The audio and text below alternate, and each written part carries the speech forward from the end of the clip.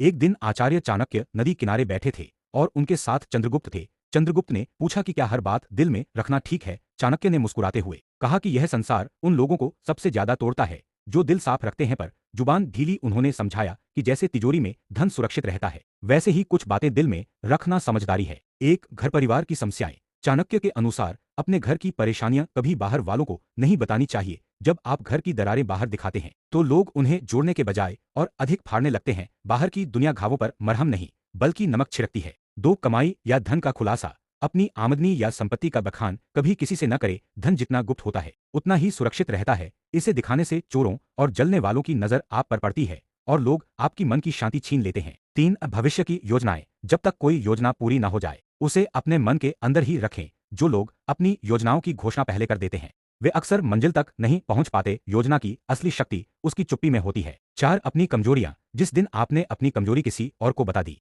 उसी दिन आपने हार की पहली सीढ़ी चढ़ ली। आपकी कमजोरी तभी तक आपकी ताकत है जब तक वह केवल आपको पता है। दूसरे लोग आपकी कमजोरी का इस्तेमाल आपके विरुद्ध अस्त्र की तरह कर सकते हैं। 5 दान का बखान। जो दान जुबान से बोला जाए वह पुण्य नहीं बल्कि अहंकार का प्रदर्शन होता है। दान तभी फलदायक होता है जब वह गुप्त हो। दाएं हाथ से दिया गया दान अगर बाएं हाथ को भी पता न चले तो वह श्रेष्ठ है। 6 अपमान और हार की कहानियां। अपने अपमान या हार को बार बार दोहराना अपने ही जख्मों को कुरेदने जैसा है। दुनिया आपकी हार पर सहानुभूति नहीं जताती बल्कि उसका मजाक बनाती है। अपमान को याद करने के बजाय उसे अपनी ताकत में बदलें।